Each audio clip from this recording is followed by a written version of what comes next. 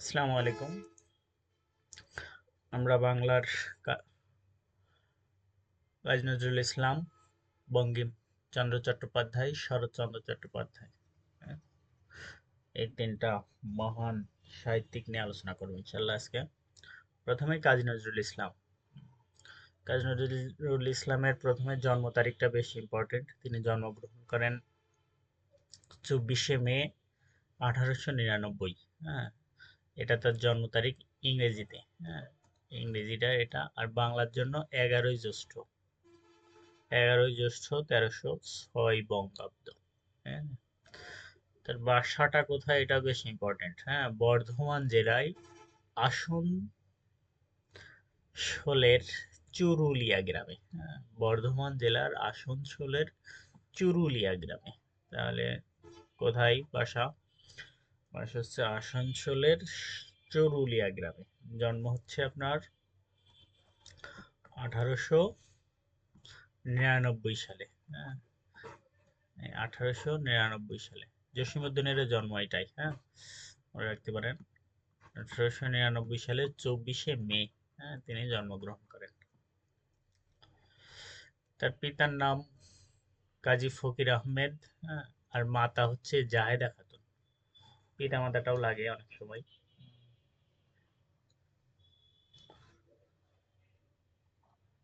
ফকির আহমেদ আর জাহেদা খাতুন। ঠিক আছে? এই জাহেদা খাতুন ছিল ওই ফকির আহমেদের দ্বিতীয় স্ত্রী। ঠিক আছে? জাহেদা খাতুনের 4 পুত্রের অকাল মৃত্যুর পর, হ্যাঁ, কাজী নজরুল ইসলামের জন্ম হয়। সেজন্য তাকে দুখু মিয়া বলা হতো। আমরা জানি যে তার নাম দুখু মিয়াও ছিল, তাই না? তার আরো কিছু ছদ্মনাম ছিল। তাকে হচ্ছে তেরা খেপা, নজর আলী নামেও ডাকা হতো। ঠিক আছে? সাহিত্যে তিনি নুরু নাম ব্যবহার করেছেন। হ্যাঁ, এটা ইম্পর্টেন্ট যে সাহিত্যে নুরু নাম ব্যবহার করেছে কি? সাহিত্যে নুরু নাম ব্যবহার করেছে কাজী নজরুল ইসলাম। ঠিক আছে? মাত্র 8 বছর বয়সে তেনার পিতা, 8 বছর বয়সে পিতা কে ছিল বলেন তো? ফকির আহমেদ, তাই না? কাজী ফকির আহমেদ মৃত্যুবরণ করেন। তাহলে কাজী নজরুল ইসলামের জন্ম কত? 1899। ঠিক আছে? আর এর সাথে যদি আপনি 8 যোগ করেন তাহলে পাবেন 1907। এই 1907 সালে তার পিতা চরম দারিদ্র্যে, হ্যাঁ, মারা যান। হ্যাঁ, পিতা মারা গেলে সাধারণত তো একটু দারিদ্র্য ভর করেই। ঠিক আছে? কাজী নজরুল ইসলাম, এই যে স্বরাজ পার্টিটা বেশি ইম্পর্টেন্ট। হ্যাঁ, এই যে 1925 সালে মহাত্মা গান্ধীর মাধ্যমে কংগ্রেস রাজনীতিতে যোগদান করেন এবং কংগ্রেসের অঙ্গ সংগঠন, আহ, মজুর স্বরাজ পার্টির অন্যতম প্রতিষ্ঠাতা তিনি। ঠিক আছে? এই আপনার এই মুসলিম স্বরাজ পার্টি প্রতিষ্ঠার জন্য আরেকজন, বেশ, আমার নামটা ভুলে গেছি, কাজী নজরুল ইসলাম তার সম্পর্কে একটা গ্রন্থ লিখছিল। হ্যাঁ, চিত্ররঞ্জন। হ্যাঁ, চিত্ররঞ্জনেরও ভালো ভূমিকা ছিল। হুম, তারপরে তিনি ফরিদপুরে একবার ইলেকশনেও অংশগ্রহণ করেন। হ্যাঁ, কিন্তু তিনি বিধানসভা নির্বাচনে পরাজিত হন, হ্যাঁ, তমুজউদ্দিন খানের নিকট। তারপরে 15ই ডিসেম্বর কাজী নজরুল ইসলামকে কলকাতার হার্ভার্ড আশ্চর্য হ্যাঁ, আচার্য প্রফুল্লচন্দ্র রায়, হ্যাঁ, তার সভাপতি ভাষণে প্রতিভাবান কবি হিসেবে তিনি ভূষিত করেন। আহ, আর কাজী নজরুল ইসলাম হচ্ছে মুক্তক ছন্দের প্রবক্তা।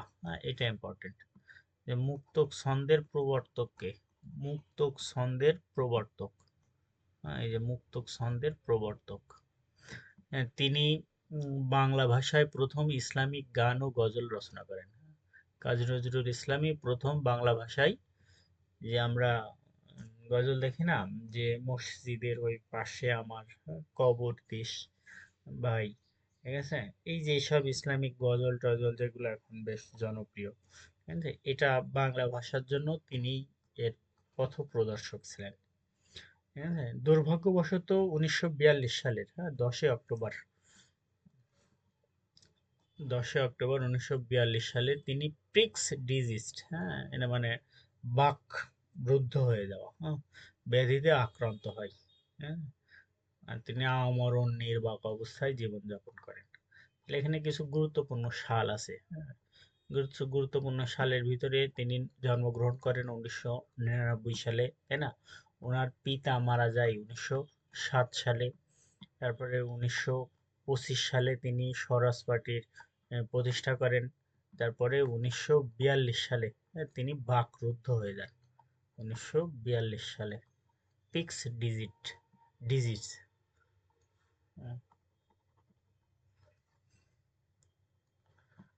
4-2। হ্যাঁ, এই যে এই সালগুলো যতটুকু পড়লাম এইগুলো ইম্পর্টেন্ট। তারপরে দেখেন কাজী নজরুল ইসলামের বাংলা রচনাবলী বাংলা একাডেমি থেকে নজরুল রচনাবলী নামে প্রকাশিত হয় 2005 সালে, হ্যাঁ, 12 খণ্ডের। তারপরে তিনি মারা যান, হ্যাঁ, এটা অত্যন্ত ইম্পর্টেন্ট। তিনি মারা যান হচ্ছে 1976 সালে, হ্যাঁ, 29শে আগস্ট। বাংলা হচ্ছে 12ই ভাদ্র 1905। দেখেন এই যে বাংলার ইংলিশের আপনি যদি সালটা মনে রাখতে চান খুব সহজেই মনে রাখা যাবে এটা, হ্যাঁ, 1976, 1383, ঠিক আছে, 63। তাহলে এটা হচ্ছে আপনার 3, এটা হচ্ছে আপনার 9, আর এটা হচ্ছে 5। এই যে 593, হ্যাঁ, বাংলা সালের সাথে 593 যদি আপনি যোগ করেন, হ্যাঁ, তাহলে সেটার আপনি ইংরেজি সাল পাবেন, হ্যাঁ? এটা যোগ করলে ইংরেজি সাল পাবেন, ইংরেজ সাল বা খ্রিস্টাব্দ পাবেন না, খ্রিস্টাব্দ পাওয়া যায়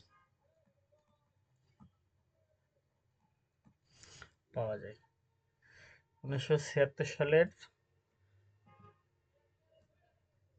29শে আগস্ট তিনি মৃত্যুবরণ করেন। আর মে মাসে 24শে মে তিনি জন্মগ্রহণ করেন, ঠিক আছে। আর কিছু ইনফরমেশন দেখেন, তিনি কাজী নজরুল ইসলাম কত সালে প্রাথমিক শিক্ষায় উত্তীর্ণ হয়? 1909 সালে। সাধারণত আমরা জানি যে 10 বছর বয়সে প্রাথমিক শিক্ষায় উত্তীর্ণ হন, কারণ ক্লাস 5-এ ভর্তি হয় 5 বছরে, আর ক্লাস 5 থেকে এই ক্লাস 1-এ ভর্তি হয় 5 বছরে, আর 1 থেকে 5 পর্যন্ত লাগে 10 বছর। তাহলে দেখেন উনি গ্রামের মক্তব থেকে 1909 সালে তিনি উত্তীর্ণ হন, আর আমরা জানি তিনি জন্মগ্রহণ করেন 1899 সালে, তাই না? এটা এই যে লেটো গান, হ্যাঁ, লেটো গান মানে এই যে দল বেঁধে যেসব গানগুলো গ্রাম অঞ্চলে আগে প্রচলিত ছিল, কিছু পুরাতন মুভিতেও দেখা যায় এখনো, ঠিক আছে, যে কিছু আদিযুগের যে পুরাতন গানগুলো ওই সিনেমাগুলো আছে, হ্যাঁ, সেগুলো দেখা যায় যে আহ, আহ, কয়েকজন মিলে একটা ব্যান্ড তৈরি করে এই এলাকায় সে এলাকায় গান টান পরিবেশন করে, হ্যাঁ, এইগুলোর লেটো বলা হয়। এই লেটো গানের বিখ্যাত কবিয়াল ছিলেন হচ্ছে শেখ সাকার, হ্যাঁ। এই শেখ সাকার কাজী নজরুল ইসলামকে ব্যাঙাচি বলে ডাকতেন, হ্যাঁ, এইটা ইম্পর্টেন্ট। শেখ সাকার তাকে কি বলে ডাকতো? ব্যাঙাচি বলে ডাকতো। আমরা তার নামগুলো যেগুলো পেয়েছি, হ্যাঁ, সেগুলো যদি একটু মোটা দাগে নোট নোট করি, দেখেন দুখু মিয়া, তাই না? দুখু মিয়া পাইছি। তারপরে পাইছি কি? নুরু পাইছি, তাই না? নুরু, এটা হচ্ছে সাহিত্যে। তারপর হচ্ছে তেরা খেপা, তাই না? তেরা খেপা। আরেকটা পাইছি কি? নজর আলী, নজর আলী। আর এখন একটা পেলাম কি? ব্যাঙাচি, ব্যাঙাচি। এই যে লেটো গান হচ্ছে একটা লোকসঙ্গীত, হ্যাঁ। এই লেটো গানের যিনি প্রধান থাকেন তাকে বলা হয় গোদা কবি, হ্যাঁ, গোদা মানে যিনি প্রধান লেটো সঙ্গীতের। 1914 সালে তিনি সপ্তম শ্রেণীতে ভর্তি হন, হ্যাঁ, সিমলা গ্রামের এই যে দরিরামপুর স্কুল, হ্যাঁ, এই দরিরামপুর গ্রামটা বেশ ইম্পর্টেন্ট। কাজী নজরুল ইসলামের তিনি বাংলাদেশ ভূখণ্ডে আসেন, হ্যাঁ, এই যে দরিরামপুর, এই দরিরামপুরটা হচ্ছে ময়মনসিংহ, হ্যাঁ, ময়মনসিংহের ত্রিশাল বাজারের নিকটবর্তী। এটা ইম্পর্টেন্ট কিন্তু, হ্যাঁ। দরিরামপুর। দরিরামপুর গ্রামটা কোথায় এটা আসে? যে ময়মনসিংহের ত্রিশালের, হ্যাঁ, বাজারের নিকটবর্তী কাজী সিমলা গ্রামের দরিরামপুর স্কুলে তিনি ভর্তি হয়েছিলেন। ঠিক আছে? তিনি সেনাবাহিনীতে যোগ দেন 1917 সালে। দেখেন, আমরা জানি যে সাধারণত সেনাবাহিনীতে যোগদানের বয়স কত? হ্যাঁ, 18 বছর। হ্যাঁ, তাহলে দেখেন নজরুলের বয়স যখন 18 হয়েছিল তখনই তিনি সেনাবাহিনীতে যোগ দিয়েছিল। এই যে 1917 সাল, আর তার জন্ম হচ্ছে 1899। হ্যাঁ, দশম শ্রেণীর প্রি টেস্ট দিয়েই তিনি সৈনিক পদে, হ্যাঁ, এই যে এত নম্বর বাঙালি পল্টনে যোগ দেন। 1920 সালের শুরুতে বাঙালি রেজিমেন্ট ভেঙে দেওয়া হলে তিনি হচ্ছে করাচির কলকাতায় এসে 12 নম্বর কলেজ স্টোরে বাঙালি সাহিত্য সমিতি আশ্রয় লাভ করেন। দাম্পত্য জীবনটা অতটা ইম্পর্টেন্ট না, হ্যাঁ, এটা না জানলেও হবে। তিনি বিয়ে করেছিলেন হচ্ছে সৈয়দা খাতুনকে, ঠিক আছে, অথবা নার্গিসের সাথে। তারপরে তিনি ওখান থেকে আরো এক জায়গায় বিয়ে করেন, হ্যাঁ, কলকাতার।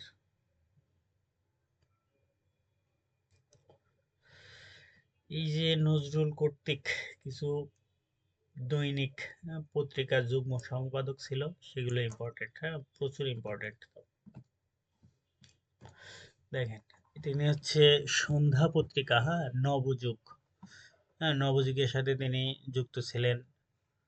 এই নবযুগ পত্রিকায় সাথে যুগ্ম সম্পাদক ছিলেন, হ্যাঁ, ছিলেন হচ্ছে কমরেড মুজাফফর আহমেদ। পত্রিকাটির প্রতিষ্ঠাতা ছিল, নবযুগের প্রতিষ্ঠাতা ছিল এ কে ফজলুল হক। 1942 সালে দৈনিক নবযুগ পত্রিকা কাজী নজরুল ইসলামের সম্পাদক নিযুক্ত হন। হ্যাঁ, আরো কিছু পত্রিকা দেখেন, এটা ধূমকেতু আর একটা হচ্ছে নাঙ্গল। এই ধূমকেতু সালটা বেশ ইম্পর্টেন্ট কিন্তু, হ্যাঁ। দেখেন, আমরা ধূম 2 ছবি দেখেছি না? ধূম 2 দেখেননি? অনেকেই দেখছেন কিন্তু, হ্যাঁ। এই যে ধূম 2 থেকে মনে রাখবেন 1922, ধূম 2 হচ্ছে 1922।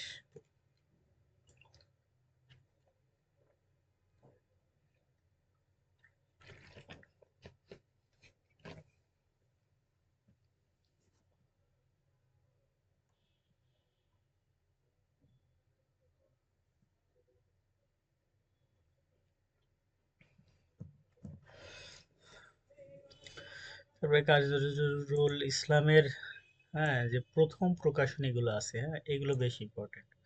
হ্যাঁ, প্রথমগুলা,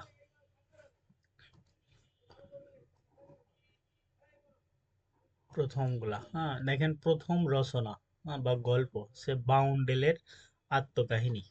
এটা 19 সালে প্রকাশিত হয়, এটা মনে রাখবেন, 1919। সওগাত পত্রিকায় মে-জুন মাস সংখ্যায় প্রতিষ্ঠিত হয়। ওটা না মনে রাখলেও আপনি এটা মনে রাখবেন, বাউন্ডেলের আত্মকাহিনী। এই যে প্রথম কবিতা, হ্যাঁ, এই কাজী নজরুল ইসলাম সবসময় মুক্তির কথা বলেছেন, ঠিক আছে, তাই সেজন্য তার কবিতাটাও মুক্তি। তারপরে হচ্ছে প্রথম কাব্যগ্রন্থ হচ্ছে অগ্নিবীণা। এই কাব্যটি বিপ্লবী বারীন্দ্র কুমার ঘোষকে তিনি উৎসর্গ করেন, হ্যাঁ, এটা ইম্পর্টেন্ট। কাকে উৎসর্গ করেন? অগ্নিবীণা উৎসর্গ করেন হচ্ছে বারীন্দ্র কুমার ঘোষকে। এই অগ্নিবীণায় 12টা কবিতা আছে, ঠিক আছে, 12টা কবিতা আছে, 12টা কবিতা আছে। প্রথম কবিতাটি কি বলেন তো? প্রয় উল্লাস, তাই না? প্রথম কবিতাটা হচ্ছে প্রয় উল্লাস, আর দ্বিতীয়টা হচ্ছে বিদ্রোহ কবিতা, ঠিক আছে। এই দুইটা মনে রাখলেই হবে আশা করি। তাহলে এই যে তিনার প্রথম কবিতা হচ্ছে মুক্তি, তার প্রথম রচনা হচ্ছে বাউন্ডেলের আত্মকাহিনী, প্রথম কাব্যগ্রন্থ হচ্ছে অগ্নিবীণা। এই অগ্নিবীণা উৎসর্গ করেন বারীন্দ্র কুমার ঘোষকে, ঠিক আছে। তার প্রথম প্রবন্ধ, হ্যাঁ, প্রবন্ধ হচ্ছে তুর্ক মহিলার ঘোমটা খোলা। প্রথম প্রবন্ধটা হচ্ছে তুর্ক মহিলার ঘোমটা খোলা। হ্যাঁ, একটা বিষয় নজর রাখবেন, হ্যাঁ, এর শুধু এই অগ্নিবীণাটা বাদে এই যে প্রবন্ধ, কবিতা, ছোট গল্প, এগুলো সবই 1919 সালে প্রকাশিত হয়েছে, হ্যাঁ। প্রথম গল্প, প্রথম কবিতা, প্রথম প্রবন্ধ, এগুলো সব এই তিনটাই 1919 সালে। দেখেন, তারপরে প্রবন্ধ গ্রন্থ, হ্যাঁ, প্রবন্ধ গ্রন্থ হচ্ছে যুগবীণা, হ্যাঁ, এটা 1922 সালে প্রকাশিত হয়। 1922 সালে কি প্রকাশিত হয়েছে? তাহলে অগ্নিবীণা। আবার 1922 সালে কিন্তু এই যে ধূমকেতু নামে একটা অর্ধবার্ষিক অর্ধ সাপ্তাহিক পত্রিকা প্রকাশিত হয়েছিল। ঠিক আছে, তারপরে যুগ বিনাম কত? 22। তারপরে তার নাটক, হ্যাঁ নাটক হচ্ছে ঝিলিমিলি। তার প্রথম গল্প গ্রন্থ হচ্ছে ব্যথার দান, ঠিক আছে, এটাও 22 সালে। প্রথম উপন্যাস হচ্ছে বাঁধনহারা। তাহলে প্রথমগুলো যদি আর একটু রিক্যাপ করি আমরা, হুম, তার প্রথমগুলো, হ্যাঁ,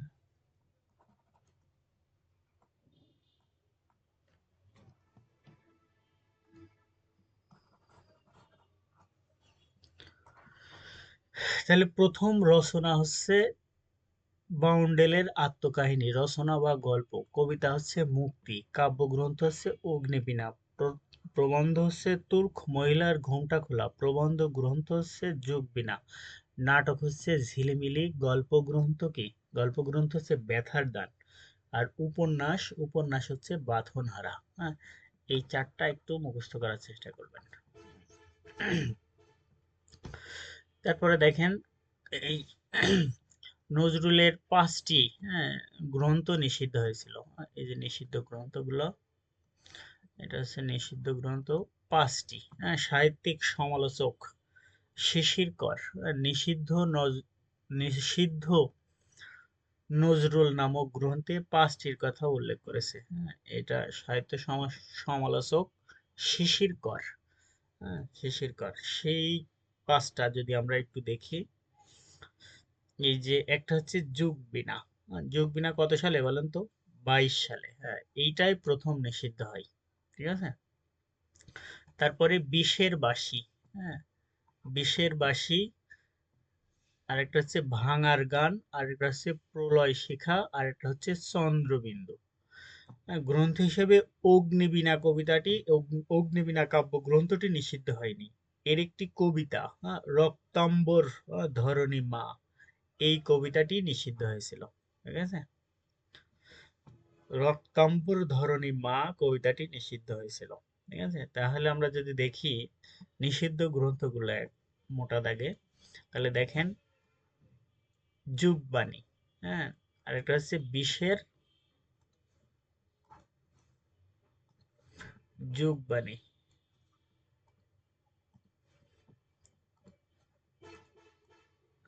বিষের বাঁশি, ঠিক আছে, ভাঙার গান, সরি,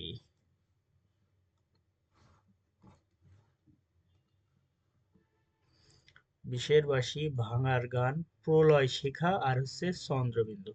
এগুলো মনে রাখতে পারেন, হ্যাঁ, প ফ ব ভ, এইটা দিয়ে, হ্যাঁ, প ফ ব ভ, তাই না? দেখেন প দিয়ে হচ্ছে প্রলয় শিখা, ঠিক আছে, আর ব দিয়ে দেখেন, ব দিয়ে হচ্ছে বিষের বাঁশি, আর ভ দিয়ে কি? ভ দিয়ে হচ্ছে ভাঙার গান, আর একটা হচ্ছে অন্তুজা, সেটা হচ্ছে আপনার এই যোগবাণী। এভাবে মনে রাখতে পারবেন, আর এইভাবে কয়েকবার পড়লে মনে থাকে, এটা ভোলে না সাধারণত।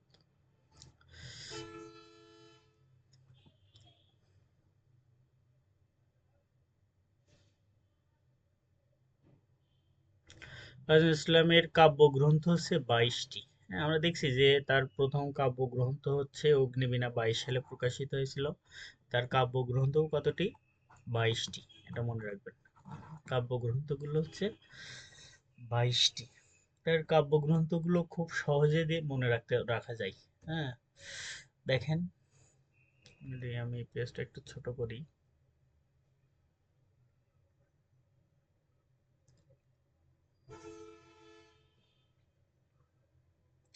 দেখেন তার দন্তস্ব দিয়ে 7টা, হ্যাঁ, এই যে দন্তস্ব, এইটা দিয়ে আপনি 7টা মনে রাখতে পারেন। একটা হচ্ছে আপনার সাত ভাই চম্পা, একটা হচ্ছে সাত ভাই চম্পা, আর একটা হচ্ছে সর্বহারা, সর্বহারা, সাত ভাই চম্পা, সর্বহারা, সিন্ধু হিন্দল, সিন্ধু, সিন্ধু হিন্দল, আর একটা হচ্ছে সঞ্চিতা, সঞ্চিতা, ঠিক আছে, আর একটা হচ্ছে সন্ধ্যা, সঞ্চিতা, সন্ধ্যা, শেষ সওগত, শেষ সওগত, আর হচ্ছে সাম্যবাদ। সাম্যবাদ। তাহলে দন্তাস্ব দিয়ে কয়টা? 7টা। এটা মনে রাখবেন যে দন্তাস্ব দিয়ে হচ্ছে 7টা। একটা হচ্ছে 7 ভাই চম্পা, ঠিক আছে? এই যে 7 ভাই চম্পা, সর্বহারা, সিন্ধু হিন্দল, সঞ্চিতা। সঞ্চিতা, সন্ধ্যা, সঞ্চিতা, সন্ধ্যা, সাম্যবাদ আর হচ্ছে শেষ সওগত। তাহলে একবার বলেন তো আমার সাথে। সঞ্চিতা, তাই না? দেখেন 7 ভাই চম্পা, সর্বহারা, 7 ভাই চম্পা, সর্বহারা, সিন্ধু হিন্দল, সঞ্চিতা, সাম্যবাদ, সাম্যবাদ, শেষ সওগত, তাই না? সাম্যবাদ, শেষ সওগত আর একটা হচ্ছে সন্ধ্যা। এই হচ্ছে দন্তস্ব দিয়ে 7টা, ঠিক আছে?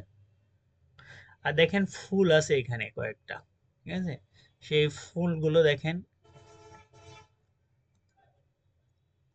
ফুলগুলোর ভিতরে আছে ফণী মনসা, হ্যাঁ এটা একটা ফুল, হ্যাঁ ফণী মনসা, তাই না?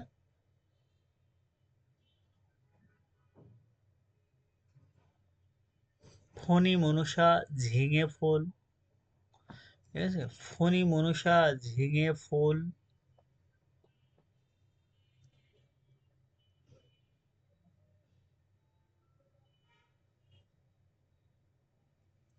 আর হচ্ছে দোলন চাপা। এই তিনটা মনে রাখবেন। ফণী মনসা, ঝিঙে ফুল আর হচ্ছে দোলন চাপা। ফণী মনসা, ঝিঙে ফুল আর হচ্ছে দোলন চাপা। আরেকটা টার্মে মনে রাখবেন, সেটা হচ্ছে পূবের হাওয়াটা। হ্যাঁ, পূবের হাওয়াটা কেমন হয়? নির্ঝর হয়। হ্যাঁ, পূবের হাওয়া নির্ঝর, ঝিনঝির, তাই না? নতুন চাঁদ। পূবের হাওয়া নির্ঝর, ঝিনঝির। আর একটা মনে রাখবেন এই যে বাঘ দিয়ে, হ্যাঁ চক্রবাক আর চিত্তনামা। কই জানো সেটা? চক্রবাক আর চিত্তনামা। এই যে চিত্তনামা এই, আর এই যে হচ্ছে চক্রবাক, চক্রবাক। আর একটা দেখেন মরুভাস্কর তো আছেই, ঠিক আছে? প্রলয় শিখা, এটাও জানি আমরা সাধারণত। আর ভাঙার গান, ছায়ানট, আর হচ্ছে বিশ্বের বাঁশি। এগুলো আমরা আগেই পড়েছি নিষিদ্ধ কাব্যগ্রন্থ থেকে। এখন কাব্যগ্রন্থের যদি একটু পরিচিতি আমরা দেখতে চাই, হুম, কাব্যগ্রন্থের পরিচিতি থেকেও বেশ কোশ্চেন আসে। দেখেন কাব্যগ্রন্থের ভিতরে এই যে দোলন চাপা, তাই না? দোলন চাপা তার স্ত্রীর নাম ছিল, হ্যাঁ এটা তার স্ত্রীকে উৎসর্গ করা, হ্যাঁ দুলির নামে। হ্যাঁ, এই যে দুলির নাম অনুসারে এটাই কাজী নজরুল ইসলামের রাজবন্দি থাকা অবস্থায়, ঠিক আছে, প্রকাশিত হয়। দেখেন স্বামী স্ত্রীর জন্য লিখছে, তাহলে অবশ্যই এটা প্রেম বিষয়ক হবে। তাহলে এটা প্রেমের কাব্য ছিল। হ্যাঁ,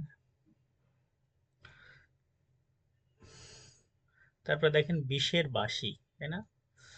বিষের বাঁশি এটা হচ্ছে নিমেসিস এ আর রহমান কে উৎসর্গ করা হয়েছিল।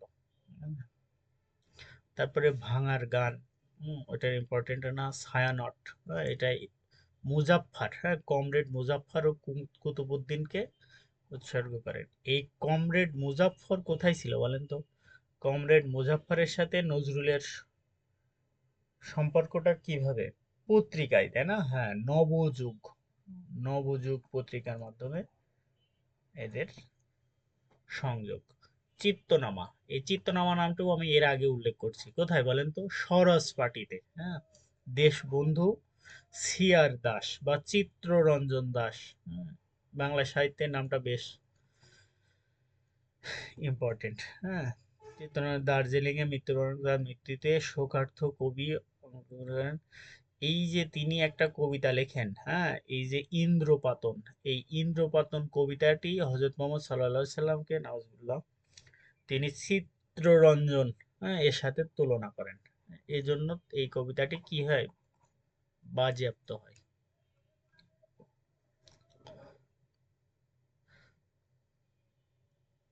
তিনি ওখানে একটা তার উক্তি লিখছিলেন, দেখেন বলছে, জন্মিলে তুমি মোহাম্মদের আগে, এহে পুরুষ বর, কোরআনে ঘোষিত হতো তোমার মহিমা হতে পয়গম্বর।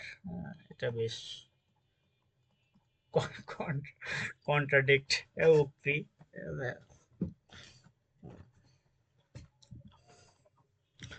তারপরে ঝিঙে ফুল, দেখেন ঝিঙে ফুল নিয়ে কারা খেলা করে? শিশুরা খেলা করে, সেজন্য ঝিঙে ফুলটা হচ্ছে শিশুতোষ।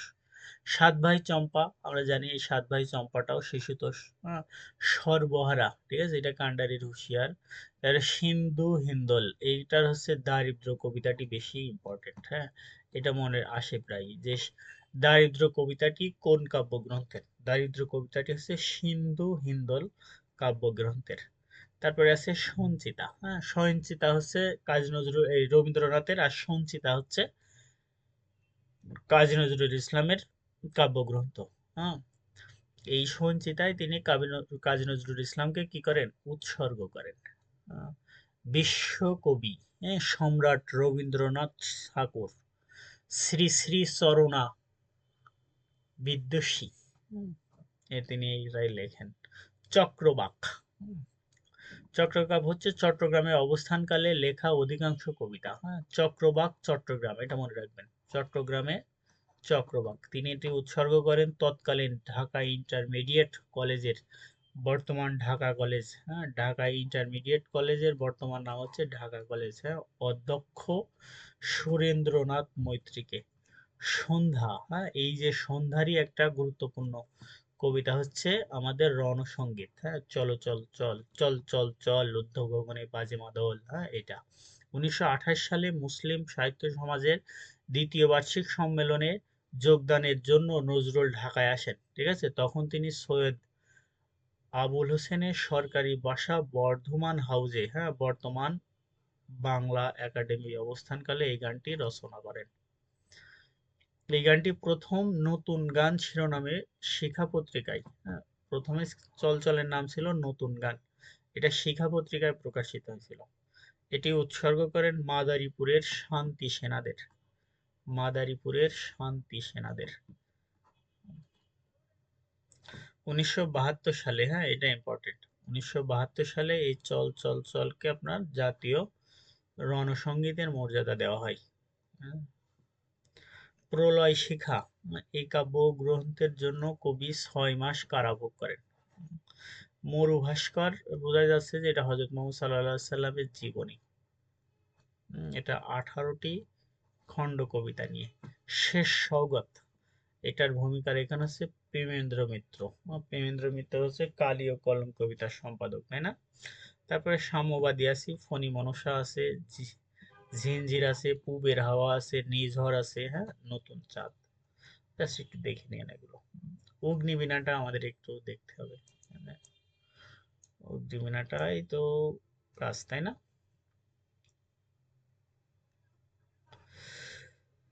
দেখেন অগ্নিবীণায় আমরা আগেই বলছি যে অগ্নিবীণা তার 12টি কবিতা আছে, তাই না? এটাই তার প্রথম কাব্যগ্রন্থ। হুম, অগ্নিবীণায় কবিতা আছে 12টি। এটার প্রথম কবিতাটার নাম কি ছিল বলেন তো? প্রয় উল্লাস, ঠিক আছে, প্রথম কবিতাটির নাম হচ্ছে প্রয় উল্লাস। কবিতাটার নাম হচ্ছে প্রয় উল্লাস। আর শেষ কবিতাটি হচ্ছে আপনার মহররম। হুম, আর বিদ্রোহী, তারপরে কবিতাগুলো আছে, বিদ্রোহী আছে, ঠিক আছে। রক্তাম্বর ধরণী মা, এই কবিতার জন্য তিনি কারাভোগ করেন, ঠিক আছে। আগমনী আছে, ধূমকেতু আছে, কামাল পাশা আছে, আনোয়ার আছে, রণত আচ্ছা রণভেরি আছে, হ্যাঁ, সাত ইল আবর আছে, খেয়াপাড়ের তরুণী আছে, হ্যাঁ, কোরবানি আছে, মহররম আছে। এই 12টি কবিতার সমন্বয়ে অগ্নিবীণা কাব্যটি কলিকাতার আশ্চর্য পাবলিক হাউস থেকে প্রকাশিত হয়। হুম, দেখেন এই যে সঞ্চয়িতা, হ্যাঁ, সঞ্চয়িতা কাব্যগ্রন্থটি হচ্ছে রবীন্দ্রনাথ ঠাকুরের, কিন্তু সঞ্চিতা হচ্ছে কাজী নজরুল ইসলামের, হ্যাঁ, আর সঞ্চয়ন হচ্ছে কাজী মোতাহার হোসেন চৌধুরীর। সাম্যবাদী কাব্যগ্রন্থের পরিচয়, হ্যাঁ, সাম্যবাদী কাব্যগ্রন্থটি 1925 সালের ডিসেম্বরে প্রকাশিত হয়। সাম্যবাদী ঈশ্বর মানুষ, হ্যাঁ, বারাঙ্গনা কুলি মজুর নারী, হ্যাঁ, রাজা প্রজা, হ্যাঁ, পাপ চোর ডাকাত মিথ্যাচার, এর কবিতাগুলো কিন্তু বেশ একটা রায় থমাসের ভিতরে, হ্যাঁ, মিল দেখেন, হ্যাঁ, সাম্যবাদী সাম্য নিয়ে থাকবে, যেখানে রাজা প্রজা থাকবে, চোর ডাকাত থাকবে, হ্যাঁ, তারপরে মিথ্যাবাদী থাকবে, হ্যাঁ, নারী থাকবে, নারীরাও, তারপরে কুলি মজুর থাকবে, এরকম। এখানে আরেকটা বিষয় আছে, হ্যাঁ, এই যে বাঁধনহারা, হ্যাঁ, বাঁধনহারা তার আমরা প্রথম উপন্যাস দেখছিলাম। এটা শুধু প্রথম উপন্যাসই না, এটা প্রথম পত্র উপন্যাস, মানে চিঠির মাধ্যমে যে উপন্যাস, ঠিক আছে। এই যে প্রথম পত্র উপন্যাস, হ্যাঁ, এই যে এটা হচ্ছে আপনার সাহিত্য, হ্যাঁ, প্রথম পত্র সাহিত্য ছিল হচ্ছে লিপিমালা, হ্যাঁ, সেটা হচ্ছে রাম রাম বসুর। আর প্রথম পত্র কাব্য হচ্ছে বীরাঙ্গনা, এটা হচ্ছে মাইকেলের। আর উপন্যাস হচ্ছে এই বাঁধনারা। এই ইম্পর্টেন্ট, এই চারটা কিন্তু বেশি ইম্পর্টেন্ট, ঠিক আছে। সাহিত্য হচ্ছে লিপিমালা, কাব্য গ্রন্থ হচ্ছে বীরাঙ্গনা, উপন্যাস হচ্ছে বাঁধনহারা। বাঁধনহারা, এটা হচ্ছে প্রথম পত্র উপন্যাস। তারপরে মৃত্যু খোদা, এটাও তার একটা উপন্যাস, হ্যাঁ, ত্রিশালের গ্রামের অসহযোগ আন্দোলনের প্রেক্ষাপটে, হ্যাঁ, ত্রিশাল গ্রাম আর অসহযোগ আন্দোলনের প্রেক্ষাপটে এই মৃত্যু খোদা প্রকাশিত হয় স্বগত পত্রিকায়, হ্যাঁ, কুহেলিকা, এটা হচ্ছে নওরাজ পত্রিকা, এটা হচ্ছে রাজনৈতিক উপন্যাস, হ্যাঁ, কুহেলিকা, এটা রাজনৈতিক উপন্যাস, এটা মনে রাখবেন। কুহেলিকা হচ্ছে না রাজনৈতিক উপন্যাস। এই মৃত্যু খোদা উপন্যাসের অন্যতম চরিত্র হচ্ছে গাজালের মা সাদ সড়ক বস্তিতে বসবাস করত, এটুকু একটু মনে রেখেন। তারপরে তার হচ্ছে গল্প গ্রন্থ হচ্ছে বারিশ, এটুকু মনে রাখলেই হবে, হ্যাঁ। বারিশতে হচ্ছে ব্যথার দান আছে, ঠিক আছে, ব্যথার দান, রিক্তের বেদন, আরেকটা হচ্ছে শিউলিমালা। ব্যথার দান, রিক্তের বেদন, আর হচ্ছে শিউলিমালা। এই শিউলিমালা কাব্যগ্রন্থের গল্প হচ্ছে পদ্মগোখরা, হ্যাঁ, জিনের বাদশা, অগ্নিগিরি, আর হচ্ছে শিউলিমালা। শিউলিমালা, তাহলে এই গল্পগ্রন্থের গল্প হচ্ছে পদ্মা গোখরা, জিনের বাদশা, অগ্নিগিরি, আর শিউলিমালা। রিক্তের বেদন আছে। তারপরে তার নাটকগুলো দেখেন, ঝিলিমিলি আলোয়, ঠিক আছে, পুতুল নাচের, আলিয়ার পুতুল নাচের বিয়ে, হ্যাঁ, মধুমালা, ঝিলিমিলি আলোয়, মধুমেলায়, এরকম ভাবে মনে রাখে অনেকে, হ্যাঁ, এ দেখেন ঝিলিমিলি, এভাবে যদি মনে রাখেন, এটা 1 নম্বর। ঝিলিমিলি, হ্যাঁ, আলোইতে হচ্ছে আলো, আলিয়া, হ্যাঁ, ঝিলিমিলি আলোয়, হ্যাঁ, মধুমালার, হুম, হ্যাঁ, মধুমালা, এটা 3 নম্বর দেবেন। আহ, মধুমালার, আহ, পুতুলের বিয়ে, 4 নম্বর দেবেন, পুতুলের বিয়ে। তাহলে হচ্ছে পিলে পটকা পুতুলের বিয়ে, এটা মনে রাখলেও হবে। তার প্রবন্ধ গ্রন্থর ভিতরে আছে রাজবন্দির জীবনবন্দি, তাই না, জীবন, রাজবন্দির জবানবন্দি, এটি জেলখানায় বসেই তিনি লেখেন। হুগলি জেলার বৈষম্যমূলক আচরণের প্রতিবাদে অনির্দিষ্টকাল অন্বেষণ করেন, ঠিক আছে। এই অন্বেষণ ভাগান কে বলেন তো? কুমিল্লার, বিরাজ সুন্দরী দেবীর অনুরোধে তিনি 39 দিন পরে, হ্যাঁ, এই যে বিরাজ সুন্দরীর অনুরোধে তিনি এই তার অন্বেষণটা ভাগেন।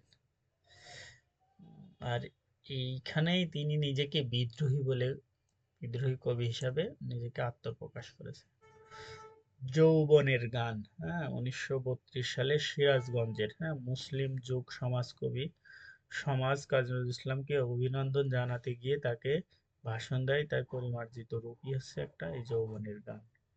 তারপরে যুগ বিনা আছে, দুর্দিনের যাত্রী আছে, রুদ্রমঙ্গল আছে, ধূমকেতু আছে, হ্যাঁ, এগুলো সব কি বলেন তো? তার প্রবন্ধ গ্রন্থ। নজরুলের কিছু সঙ্গীত গ্রন্থ আছে, হ্যাঁ, সঙ্গীত গ্রন্থ এইগুলো দিয়ে মনে রাখবেন, হ্যাঁ, গানের মালা, হ্যাঁ, গানের মালা, বনুগাতি, হ্যাঁ, গীতি শতদল, সুর সাকি, সুর মুকুল, এটা আলাদা, সুর সাকি, সুর মুকুল, স্বরলিপি। তাহলে দেখেন গান দিয়েই মনে রাখবেন এটা, হ্যাঁ, গান দিয়ে মনে রাখবেন কি কি? গানের মালা, হ্যাঁ, বনগীতি আর গীতি শতদল। তারপরে মনে রাখবেন সুর সাকি, সুর মুকুল, স্বরলিপি।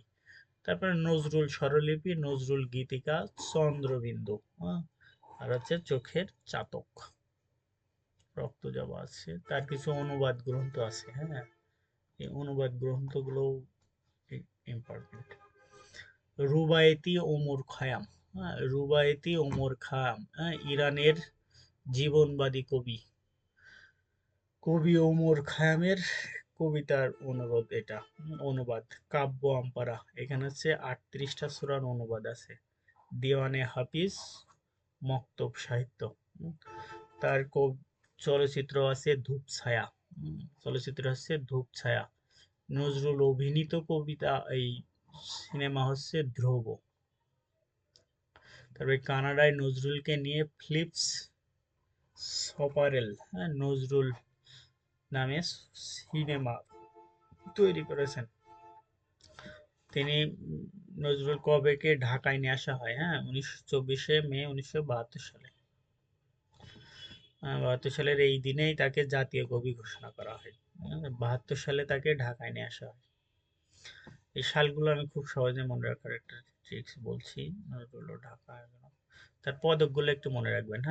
জগত্তারিণী পদক 45, আর হচ্ছে পদ্মভূষণ হচ্ছে ভারত। ডিলেট এটা হচ্ছে রবীন্দ্র ভারতীয় বিশ্ববিদ্যালয় 69, ডিলেট 74 হচ্ছে ঢাকা বিশ্ববিদ্যালয়। 21শে পদক 76। এই 21শে পদক 76 সালেই চালু হয়। আর এই প্রথমবারই তিনাকে ভূষিত করা হয়। দেখেন এখানে কিছু সাল লাগবে, যে 1942 সালে তিনি বাক শক্তি হারান। 1972 সালে তাকে ঢাকায় নিয়ে আসা হয়, একটু আগেই দেখলাম, এবং 24শে মে নিয়ে আসা হয়। 24শে মে। আর এই 24শে মেই তাকে কি জাতীয় কবি ঘোষণা করা হয়। 1974 সালে তেনার ঢাকায় ডিলেট ঘোষণা করা হয়। আর 1976 সালের 29শে আগস্ট তিনি এই মারা যান। তার নাগরিকত্বও দেয়া হয় 1976 সালে, আর 21শে পদকও পান 1976 সালে। ঠিক আছে। আর এই যে জাতীয় সঙ্গীত নিয়ে তার যে গেজেটও প্রকাশিত হয় কিন্তু এই সাম্প্রতিক। তার কিছু উক্তি আছে। দেখেন, কোনো কালে একা হয়নি কো, জয়ী পুরুষের তরবারি, প্রেরণা দিয়েছে, শক্তি দিয়েছে বিজয়ী লক্ষ্মী নারী। এটা আমরা সবার পরিচিত নারী কবিতা। তবুও থামে না যৌবন বেগ, যৌবনের উল্লাস। এটা হচ্ছে জীবন বন্দনা কবিতার উক্তি। তবুও থামে না যৌবন বেগ, জীবনের উল্লাসে। তারপরে একটা দেখেন, রমজানের ওই রোজার শেষে এলো খুশির ঈদ, এটা হচ্ছে নজরুল গীতি সঙ্গীত। আর একটা আছে দেখেন, মম এক হাতে বাঁকা বাঁশের বাঁশিরি, আর হাতে রণতুর্য, এটা হচ্ছে বিদ্রোহী কবি। আমি চির দুর্দম দুর্বিনীত নিঃশংস মহাপ্রলয়ে, আমি ললট রাজ, আমি সাইক্লোন, আমি ধ্বংস। এটা বিদ্রোহী কবিতা। বলতে গেলে একটা বিদ্রোহী ভাব চলে আসে, যদিও আমি আবৃত্তি পারি না। তারপরে দেখেন, আমি ধূর্যটি, আমি এলোকেশের ঝড়ো আকাশের বৈশাখী, আমি বিদ্রোহী শত্রু, বিদ্রোহী বিধাত্রী। এটাও বিদ্রোহী কবিতার। ঠিক আছে। তারপর আমি বেদুইন, আমি চেঙ্গিস, আমি আপনারে ছাড়া করি না কো কাহরে কুর্নিশ। এটাও বিদ্রোহী কবিতা। তারপরে সাম্য দিয়ে, এটা জীবন বন্দনার এই নারী কবিতার, সরি। দেখেন, সাম্যের গান গাই, আমার চক্ষে পুরুষ রমণী, কোনো ভেদাভেদ নাই। গাহি সাম্যের গান, ধরণী হাতে দিল যাহা আনি, ফসলের ফরমান। এটা জীবন বন্দনা। গাহি সাম্যের গান, মানুষের চেয়ে বড় কিছু নাহি, নহে কিছু মহিয়ান। এটা মানস কবিতা। দুর্গম গিরিকান্তা মরুর দুরস্থ পারাপার। এটা হচ্ছে কান্ডারির হুঁশিয়ার। এটা কিন্তু কিন্তু ইম্পর্টেন্ট, যে দুর্গম গিরিকান্তার মরু দুরস্থ পারাপার। তারপরে কান্ডারি এ তরির পাকা মাঝি মাল্লাল, দাড়ি মুখে সারি গান, লা শারিক আল্লাহ। এটা খেয়াপাড়ির তরুণীর। এটা একবার যদি বলি, দেখেন, কান্ডারির এই তরুণী, পাকা মাঝি মাল্লা, দাড়ি মুখে সারি গান, লা শারিক আল্লাহ। এরকম আরো কিছু আছে। দেখেন, বলছে, দেখিয়া শুনিয়া খেপিয়া গিয়াছি, তাই যাহা সে কহে মুখে। ঠিক আছে, কই মুখে, আমার কৈফত। দেখিয়া শুনিয়া খেপিয়া গিয়েছি, তাই যাহা সে কই মুখে। আরেকটা দেখেন, বলছে যে ফাঁসির মঞ্চে গেয়ে গেল যারা জীবনের জয়গান, আশি অলক্ষ দাঁড়িয়েছে তারা, দিবে কোন বলিদান। কান্ডারির হুঁশিয়ার। দেখলে এই কবিতাগুলো বোঝা যায়, হ্যাঁ, যে এই কবিতাগুলো এইটা এর। তারপরে হচ্ছে, হে দারিদ্র তুমি মোর করেছো মহান, আমি মরে দিয়াছি খ্রিস্টানের সম্মান, কনটক মুকুট শোভা। হ্যাঁ, এটা দারিদ্র। তারপরে হচ্ছে দেখেন নজরুল গীতি, বউ কথা কও কথা অভিমানী, সেদে সেদে কেঁদে কেঁদে যাবে কত যামিনী। যামিনী মানে এখানে নারী বোঝাইছে। হ্যাঁ। তারপরে যে এগুলো একটু দেখে নিয়ে না, এটা স্ক্রিনশট দিয়ে রাখেন। আমি তারপরে তার এই যে কিছু বিগত সালে যে প্রশ্নগুলো আছে, এগুলো হালকা কয়েকটা দেখি। আচ্ছা, উমর রমজানের ওই রোজার শেষে, হ্যাঁ, এই গানটির রচয়িতা আমরা জানি, এটা কাজী নজরুল ইসলাম, ঠিক আছে। আমার পথ প্রবন্ধটি কাজী নজরুল ইসলামের কোন গ্রন্থ থেকে? দেখেন এই যে আমার পথ হচ্ছে রুদ্রমঙ্গল কাব্যগ্রন্থ থেকে। হ্যাঁ, আমার পথ হচ্ছে রুদ্রমঙ্গল কাব্যগ্রন্থ। যদি দেখাই একটু দাঁড়ান।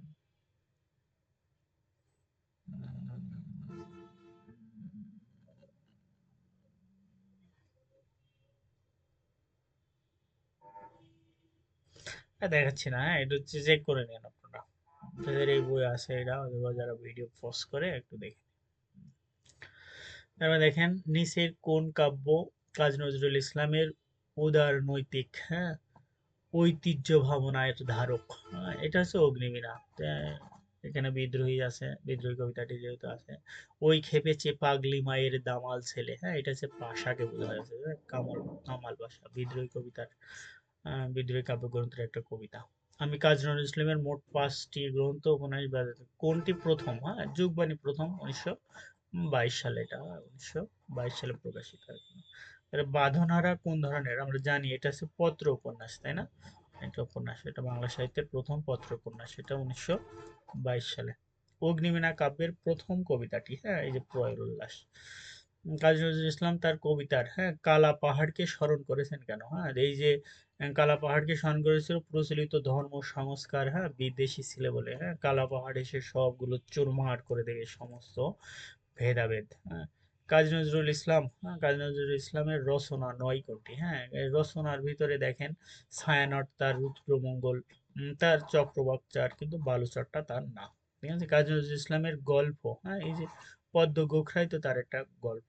পদ্ম রাগ কিন্তু না, পদ্ম গোখরা। পদ্ম রাগ হচ্ছে সম্ভবত পদ্মরাগ সম্ভবত রোকেয়ার। তাহলে দেখেন বিদ্রোহী কবিতাটি কাজী নজরুল ইসলামের কোন কাব্যগ্রন্থের অন্তর্ভুক্ত? এটা পারবেন সবাই, অগ্নিবীণা। কাজী নজরুল ইসলামের উপন্যাস, হ্যাঁ, উপন্যাস, এই যে উপন্যাস হচ্ছে আলেয়া, তাই না? আলেয়া, তারপরে উপন্যাস, তারপর হচ্ছে ঝিলিমিলি, মধুমালা, হ্যাঁ, মৃত্যু খোদা। উপন্যাস চাইছে, সরি। এ দেখেন এই যে আলেয়া, মধুমালা, ঝিলিমিলি, এগুলো সব কি নাটক, কিন্তু মৃত্যু খোদা হচ্ছে উপন্যাস। তারপর দেখেন কোন কবিতাটির কারণে কাজী নজরুল ইসলামের কারাদণ্ড হয়? হ্যাঁ, এই যে আনন্দময়ীর আগমন আর রক্তাম্বরী মা। দারিদ্র কবিতাটি, হ্যাঁ, দারিদ্র কোন জায়গায় থাকে? হ্যাঁ, সিন্ধু হিন্দোলের। হ্যাঁ, এটা কিন্তু ইম্পর্টেন্ট, সিন্ধু হিন্দোলে থাকবে, হ্যাঁ, দারিদ্র। সে এটা মনে রাখবেন এইভাবে, হ্যাঁ, সিঁদুর পরানো হয় কোন জায়গায় বলেন তো? বিয়ার আসরে না, আর বিয়া দিয়াতে অনেক খরচ না, হ্যাঁ, তাহলে বিয়েতে মনে রাখবেন যে একটু দারিদ্র হয়ে যায়। জাস্ট মনে রাখার ট্রিক্স, হ্যাঁ, নট অন্য কিছু মনে নেন না জানো। কোন কবিতাটি, বলছে কোন কবিতা রচনার জন্য কাজী নজরুল ইসলামের অগ্নিবীণাটি নিষিদ্ধ হয়? হ্যাঁ, এই যে রক্তম্বর ধরণী মা। এটা সঞ্চিতা কাব্যগ্রন্থের সংকলন, এটা হচ্ছে কাজী নজরুল ইসলাম। আর সঞ্চিতা হচ্ছে রবীন্দ্রনাথ। হ্যাঁ, ফণিমনসা কাব্যগ্রন্থের রচনা, হ্যাঁ, ফণিমনসা বলছিলাম সেই ফুল, তাই না? দোলন চাপা, ফণিমনসা, ঝিঙে ফুল, এগুলো সব কি কাজী নজরুল ইসলাম, তাই না? তারপর দেখেন কাটাগুঞ্জে বসি তুই গাঁথিবি মালিকা, হ্যাঁ, দিয়া গেনু ভরেলে, দিয়া গেনু ভালে তোর বেদনার টিকা। হ্যাঁ, উদ্রেক অংশটি, এটা কাজী নজরুল ইসলামের একটা উক্তি, হ্যাঁ। হ্যাঁ, কাটাকুঞ্জে বসি তুই গাঁথিবি মালিকা, দিয়া গেনু ভালে তোর বেদনার টিকা। কাজী নজরুল ইসলাম প্রথম প্রকাশিত, দেখেন প্রথম প্রকাশিত লেখা, প্রথম প্রকাশিত লেখাই তো এই যে বাউন্ডুলের আত্মকাহিনী, এটা হচ্ছে গল্প বা রচনা গ্রন্থ। কাজী নজরুল ইসলামের বলতেছে রচিত গ্রন্থ কোনটি, হ্যাঁ তাহলে এই যে বিশের বাসি তার রচনা গ্রন্থ। হ্যাঁ। তারপর কাজী নজরুল ইসলামের রচিত গ্রন্থ, হ্যাঁ এটা হচ্ছে রাঙা জবা। কাজী নজরুল ইসলামের প্রথম প্রকাশিত গ্রন্থ হচ্ছে ব্যথার দাগ। কাজী নজরুল ইসলাম সঞ্চিতা কাকে উৎসর্গ করেন? সঞ্চিতা রবীন্দ্রনাথকে। বউ কথা গাও, এটা হচ্ছে কাজী নজরুল ইসলামের, তাই না, একটা গান, নজরুল গীতির। কাজী নজরুল ইসলামের প্রথম নিষিদ্ধ গ্রন্থ হচ্ছে যোগবাণী। হ্যাঁ। লেটো শব্দের অর্থ কি বলেন তো? লেটো শব্দের হচ্ছে লোকগান। হ্যাঁ, আর এর যিনি প্রধান হন তাকে হচ্ছে গাদি বলা হয়, তাই না? কাজী নজরুল ইসলামের উপন্যাস নয় কোনটি?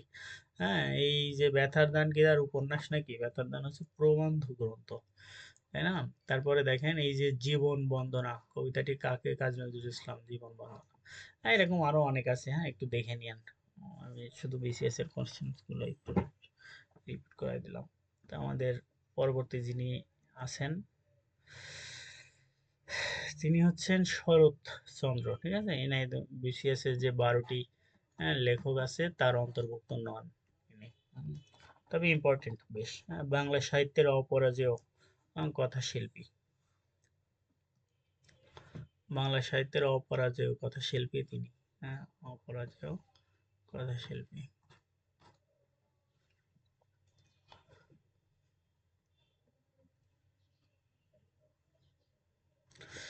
এখানে একটু দেখবেন, তার হচ্ছে 1976 সালে জন্ম, ঠিক আছে? এই যে হুগলি জেলা, এটা মনে রাখবেন। বর্ধমানে ছিল কাজী নজরুল ইসলামের, আর হুগলিতে হচ্ছে শরৎচন্দ্র চট্টোপাধ্যায়, ঠিক আছে? তিনার যেসব নামগুলো ছিলেন, হ্যাঁ সে অধিক সবগুলো মেয়েলি নাম, হ্যাঁ এটা মনে রাখলেন। যে অনিলা দেবী, অপরাজিতা দেবী, হ্যাঁ শ্রী চট্টোপাধ্যায়, তারপর আছে অনুরূপা দেবী, পরশুরাম, ঠিক আছে? এটি রাজশেখর বসুর দেয়া, হ্যাঁ রাজশেখর বসু, পরশুরাম, হ্যাঁ শ্রীকান্ত শর্মা, সুরেন্দ্র গঙ্গোপাধ্যায়, হ্যাঁ এগুলো সবই মেয়েলি নাম না, সেগুলো এটা মনে রাখবেন। হ্যাঁ, মনে রাখবেন। আরেকবার যদি পড়ি আমি, এগুলো দেখেন, এটা হচ্ছে অনিলা দেবী, তাই না? এখানে অনিলা দেবী আছে, হ্যাঁ অপরাজিতা দেবী আছে, শ্রী চট্টোপাধ্যায় আছে, হ্যাঁ অনুরূপা দেবী আছে, পরশুরাম আছে, শ্রীকান্ত আছে, সুরেন্দ্র গঙ্গোপাধ্যায় আছে, হ্যাঁ সুরেন্দ্র গঙ্গোপাধ্যায়, এইসব নামে তিনি তার আহ, অনেক গল্প গ্রন্থগুলো লিখতেন, ঠিক আছে? 1923 সালে তিনি কলকাতা বিশ্ববিদ্যালয় থেকে জগত্তারিণী, হ্যাঁ এই জগত্তারিণী এই পদকটা কে দেন বলেন তো? এই যে আমরা আহ, পুঁথি সাহিত্যের এই চর্যাপদের সংগ্রাহক হিসেবে যিনি অর্থ দিতেন, আহ, আশুতোষ, আশুতোষ, আশুতোষের মায়ের নাম হচ্ছে জগত্তারিণী, হ্যাঁ সেই জগত্তারিণী থেকে এই পুরস্কারটা আসে। তারপরে 1936 সালে তিনি ঢাকা বিশ্ববিদ্যালয় থেকে ডিলেট লাভ করেন। তিনি মৃত্যুবরণ করেন 1928 সালে। তার জন্ম হচ্ছে 1876 সালে, হ্যাঁ 1807, দেখেন 1876 সালে জন্ম, আর 1938 সালে তিনি মৃত্যুবরণ করেন। হুগলিতে জন্ম, হ্যাঁ এটা মনে রাখবেন, হুগলি, হ্যাঁ হুগলিতে জন্ম, ঠিক আছে? তার গল্প গ্রন্থ হচ্ছে মন্দির, হ্যাঁ এটা বেশি ইম্পর্টেন্ট। হ্যাঁ মন্দির প্রথম প্রকাশিত হয় তার, হ্যাঁ কুন্তলিনী পুরস্কার পান এটার জন্য আবার, ঠিক আছে? তার উপন্যাসগুলো দেখেন, বড় দিদি, ঠিক আছে, বিরাজ বউ, 1907 সালে এটা। তার জন্ম হচ্ছে 1876 সালে, আর প্রথম প্রকাশ পাচ্ছে 1907 সালে। বড় দিদি। এর কিছু চরিত্রের নামগুলো আছে, হ্যাঁ মাধবী, সুরেন্দ্রনাথ, ব্রজলাল, হ্যাঁ প্রমিলা, সরি। তারপরে ব্রাজবৌ, হ্যাঁ এটা ভারতবর্ষ পত্রিকায় প্রকাশিত হয়। হুম, তার আরো কিছু উপন্যাস আছে, এগুলো আমরা যদি একটু আহ, এগুলো একটু মনে রাখলেই হবে, হ্যাঁ কয়েকবার পড়লে মনে থাকবে। একটু রিভিশনে রাখলে, পল্লী সমাজ, ঠিক আছে? তারপর হচ্ছে নিষ্কৃতি, শ্রীকান্ত, এটা ইম্পর্টেন্ট, হ্যাঁ শ্রীকান্ত 4টা খণ্ড, এটা মনে রাখবে। এটা প্রথম খণ্ড, এটা দ্বিতীয়, এটা তৃতীয়, আর এটা একটা চতুর্থ খণ্ড। হ্যাঁ, তার এটা আত্মজীবনী। হ্যাঁ, আমরা শ্রীকান্ত নামে তাকে লিখতে দেখেছি। হ্যাঁ, শরৎচন্দ্র শ্রীকান্ত শর্মা ছদ্মনামও ব্যবহার করেছেন। হ্যাঁ, রাজলক্ষ্মী, ইন্দিরা, শ্রীকান্ত। ইন্দ্রনাথ বাংলা সাহিত্যের শ্রেষ্ঠ। হ্যাঁ, ইন্দ্রনাথ, এই যে ইন্দ্রনাথ বাংলা সাহিত্যের শ্রেষ্ঠ কিশোর চরিত্র, এটা ইম্পর্টেন্ট। এই ইন্দ্রনাথ চরিত্রটি এসেছে শ্রীকান্ত থেকে। দেবদাস মুভি দেখেননি এমন কেউ নাই, হয়তো উপন্যাসে অনেকে পড়ছেন। হ্যাঁ, এর এই চরিত্রগুলো অনেকেই জানেন, দেবদাস, পার্বতী, চন্দ্রমুখী, তাই না? চরিত্রহীন। হ্যাঁ, দেখেন এর মেয়ে নাম ছিল, কিন্তু চরিত্রহীনটা ইনিই লিখবেন। কিন্তু চরিত্রহীনটা এই মানে এই না যে এই উপন্যাসে সবার চরিত্র বিলোপ হয়। জাস্ট হ্যাঁ, সতীশ, হ্যাঁ, সাবিত্রী, হ্যাঁ, না, সতী সাবিত্রী যদি নষ্ট হয়ে যায় সে তখনই তো সে চরিত্রহীন হয়ে পড়বে, এভাবে মনে রাখবেন। সতী সাবিত্রী চরিত্রহীন। দত্তা, হ্যাঁ, তারপর হচ্ছে গৃহদাহ। হ্যাঁ, গৃহদাহ হচ্ছে ত্রিভুজ প্রেমের গল্প। ত্রিভুজ প্রেমটা বোঝেন? হ্যাঁ, ত্রিভুজ প্রেম মানে হচ্ছে মনে করেন যে একটা মেয়েরে দুইজন লাইক করে, এমন। এইটারে কয় ত্রিভুজ প্রেম। হ্যাঁ, দেনা পাওনা, হ্যাঁ, এটা বেশ ইম্পর্টেন্ট। হ্যাঁ, বিখ্যাত একটা চরিত্র আছে জীবনানন্দ ষোড়শী। হ্যাঁ, ষোড়শী উপন্যাসটি। হ্যাঁ, দেনা পাওনা। দেনা পাওনা গল্প গ্রন্থ হচ্ছে, কিন্তু গল্প হচ্ছে রবীন্দ্রনাথের, উপন্যাস আবার শরতের।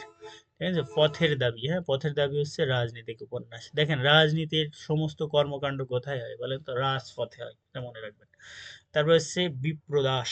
ঠিক আছে? তারপরে শেষ প্রশ্ন, বিপ্রদাস, শেষ প্রশ্ন, হ্যাঁ, শেষ পরিচয়, হ্যাঁ, পরিণীতা, পণ্ডিত মশাই, বৈকুণ্ঠের উইল, হ্যাঁ, অরক্ষিণী, বামুনের মেয়ে, হ্যাঁ, নববিধান, এগুলা। দেখেন এর শেষ দিয়ে মনে রাখার ট্রিক্স হচ্ছে এটা, শেষ প্রশ্ন, দেনা পাওনা, দাবি। ঠিক আছে? গৃহদাহ চরিত্রহীন, দেবদাস। তারপর হচ্ছে বিরাজবউ, নিষ্কৃতি, পল্লী সমাজ। হুম, আর এই যে বামুনের মেয়ে, ঠিক আছে? বামুনের মেয়ে গল্প আকারে মনে হয়, বামুনের মেয়ে তার নাম হচ্ছে পরিণীতা। বামুনের মেয়ে পরিণীতা। পরিণীতা কি? অরক্ষণীয়া। হ্যাঁ, মানে মনে করেন বিয়ে শাদী হয় না তার। হ্যাঁ, এই অরক্ষণীয়া। তারপরে পণ্ডিত মশাই কি করলো? একটা উইল করলো, হ্যাঁ, বৈকুণ্ঠের উইল। হ্যাঁ, করে নববিধান করলো, নতুন একটা নিয়ম করলো, করে বললো যে তার শেষ প্রশ্ন হবে বা শেষ বিয়ে হবে বিপ্রদাসের সাথে। ঠিক আছে? এই বিপ্রদাসের আবার কি আছে? বিপ্রদাসের শেষ প্রশ্ন, যে সেখানে কি থাকবে? দেনা পাওনা থাকবে। দেনা পাওনা কি মানে? সেটা দাবি, দাবি, পথের দাবি। ঠিক আছে? তারপরে এই যে বিপ্রদাসের চরিত্র, গৃহদাস, চরিত্রহীন, দেবদাস, হ্যাঁ, বিরাজ বউ, নিষ্কৃতি, আর হচ্ছে পল্লী সমাজ। এগুলো একটু মনে রাখবেন। শ্রীকান্ত 4টি খণ্ড একটু আগেই বললাম। দেবদাস 1917 সালে প্রকাশিত হয়। হ্যাঁ, এটা মনে রাখবেন এইভাবে। হ্যাঁ, সাধারণত দেবদাস প্রকৃতির হয় 17 সালের দিকেই। হ্যাঁ, মানে 17 বছর বয়স যখন হয় তখন একটু সবাই একটু দেবদাস টাইপের হতে চায়। 1917 সালে দেবদাস প্রকাশিত হয়। গৃহদাহ, পথের দাবি, তাই না? পথের দাবি হচ্ছে রাজনৈতিক উপন্যাস, সেটা 1926 সালে প্রকাশিত হয়। শরৎচন্দ্রের কিছু প্রবন্ধগুলো আছে, হ্যাঁ, নারীর মূল্য দিতে হবে। ঠিক আছে? যেহেতু তিনার নামগুলো নারী কেন্দ্রিক, মনে রাখবেন, সেজন্য তিনি লিখেছেও এই যে নারীর মূল্য। হুম,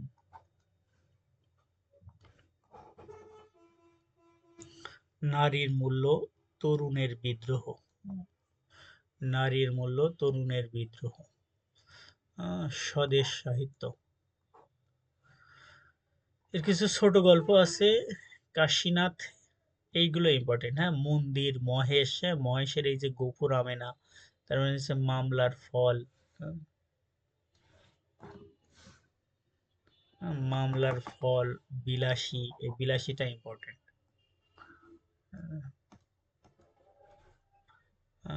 বিলাসী, অনুরাধা, পরেশ, এগুলো একটু পড়বেন। তার হচ্ছে কিছু বড় গল্প গ্রন্থ আছে ছেলেমেয়ের গল্প, মেজে দিদি, ঠিক আছে, ছবি। এটা মনে রাখার আছে, মেজে দিদি বিন্দু ছেলের ছবি দেখতে চাই। হ্যাঁ, তার নাটকগুলোর ভিতরে আছে ষোড়শী, রমা, হ্যাঁ, বিরাজ বউ, এগুলো একটু দেখবেন। উপন্যাস সাধারণত এনার বলছিলাম যে এর বিসিএস এর সিলেবাসে নেই, তবুও কিছু প্রশ্ন এসছে। দেখেন শরৎচন্দ্রের ছদ্মনাম, হ্যাঁ এই যে বলছিলাম মহিলাদের নাম অনিলা দেবী। কত সালে ঢাকা কলকাতা বিশ্ববিদ্যালয় তাকে জগত্তারিণী পুরস্কার দেন? হ্যাঁ 23 সালে দেন। শরৎচন্দ্র চট্টোপাধ্যায় ওনার শর্ট কাজ কর্তৃক বাজেয়াপ্ত হয়েছিল এই যে পথের দাবি। সরকার রাজনৈতিক বিষয়, সেজন্য রাজনৈতিক উপন্যাস। পথের দাবি উপন্যাসটির শরৎচন্দ্র কোনটি সঠিক? হ্যাঁ পথের দাবি একটা উপন্যাস, রাজনৈতিক উপন্যাস হচ্ছে আপনার পথের দাবি। হ্যাঁ পথের দাবি উপন্যাস। এনে আছে 76-এ জন্ম, 38 আছে মৃত্যু। অমর কথা সাহিত্যিক, হ্যাঁ অপরাজয় ও অমর, এটা অনিলা দেবী ছদ্মনাম। তারপর আমরা যদি একটু বঙ্কিমের বঙ্কিমচন্দ্র চট্টোপাধ্যায়ের সম্পর্কে একটু জানি, ঠিক আছে। ইনি নেপালের যে জাতীয় সঙ্গীত আছে তার রচয়িতা। আমরা খুব দ্রুত একটু পড়বো এটা, দীর্ঘক্ষণ ক্লাস হয়ে যাচ্ছে। তার জন্মসালটা একটু দেখবেন।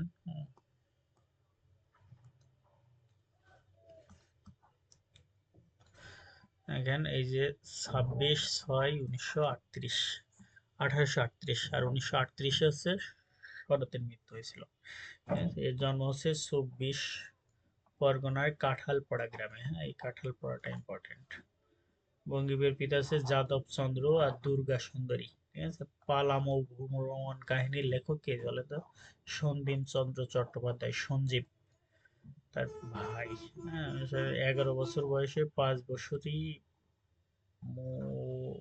মোহিনী দেবীকে বিয়ে করেন। তিনি হচ্ছে যশোরের ডেপুটি ম্যাজিস্ট্রেটও ছিলেন কিন্তু, হ্যাঁ। ধীরে একটু বয়স বাড়ার পরে এগুলো নীলকণ্ঠের অত্যাচার দমনের জন্য তিনি এগুলো কাজ করেন।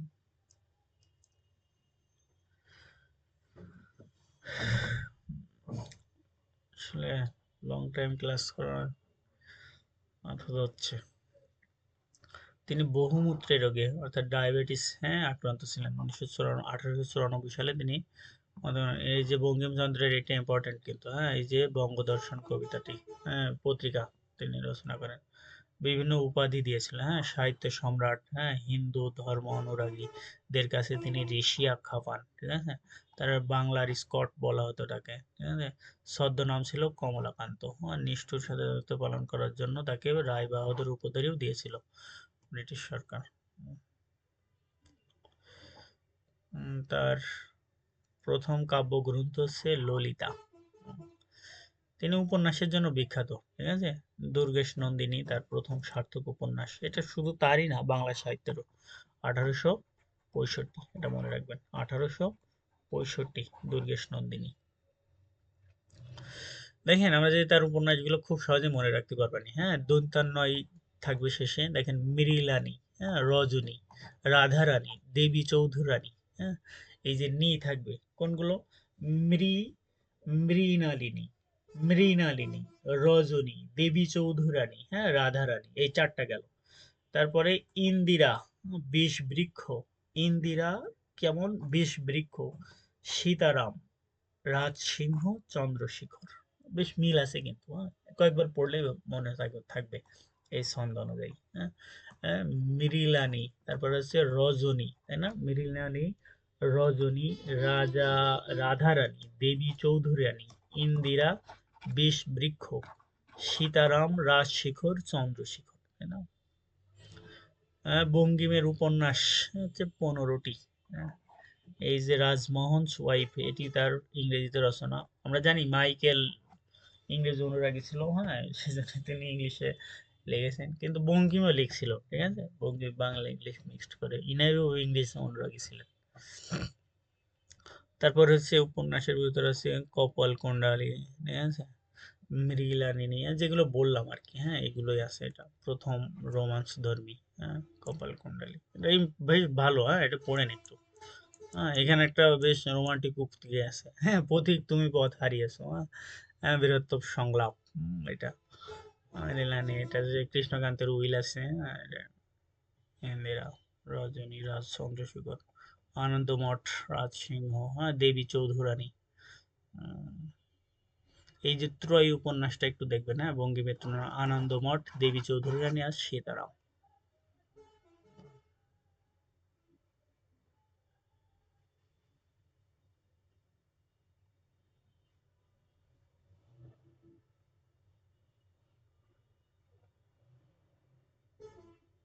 এই যে আনন্দমঠ, হ্যাঁ আনন্দমঠ হচ্ছে ৭৬-এর মন অন্তর নিয়ে লেখা, হ্যাঁ এটা ইম্পর্টেন্ট।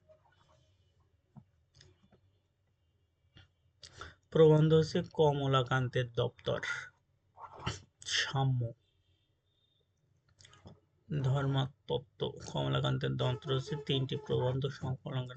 এখানে যে আফিফ খোর খ্যাপাটে টাইপের, এটা কোথায় যেন পড়ছি, হ্যাঁ মনে হয় এসএসসির লেভেলের কোনো একটা শ্রেণীর পাঠ্যসূচিতে আছে এটা, হ্যাঁ। এই যে মনোরা, হ্যাঁ মনোরা হচ্ছে কি একটা চরিত্র, মৃণালিনী, হ্যাঁ মৃণালিনী, মৃণালিনী, হ্যাঁ মনোরা, মনোরমা, মনোরমা মৃণালিনী, হ্যাঁ। কত সালে? দুর্গেশ নন্দীদেব 65 সালে, ঠিক আছে। এই যে 1865 সালে। আধুনিক গণিতের প্রবর্তক হচ্ছে বঙ্কিম। কিন্তু কিন্তু মনুষ্য কখনো পাষাণ হয় না, হ্যাঁ এই উক্তিটি কোন উপন্যাসের বলেন তো? মনুষ্য কখনো পাষাণ হয় না হচ্ছে রাজসিংহ উপন্যাসের, হ্যাঁ। প্রদীপ নিভিয়া গেল, এটা হচ্ছে আপনার কপাল কুণ্ডলী, হ্যাঁ এই উপন্যাসটা পড়বেন, হ্যাঁ বেশ মজার। নিচে যে উপন্যাসটি গ্রামীণ সমাজের চিত্র, হ্যাঁ সীতারাম। কপালকুণ্ড কোন প্রকৃতির? এটা হচ্ছে রোমান্স ধর্মী, হ্যাঁ। তুমি অধম বলিয়া, এটা হচ্ছে আপনার ওই যে কপালকুণ্ডলী উপন্যাস। আনন্দমঠ হচ্ছে বঙ্কিমের লেখা। কাঁঠালপাড়া গ্রামে জন্মগ্রহণ করেছিল আমরা জানি 1800 কত সালে বলো তো? 1838, তাই না? কর্মজীবনে ডেপুটি ম্যাজিস্ট্রেট, এটা ছিলেন বঙ্কিম, ছিলেন সাহিত্য সম্রাট ছিলেন।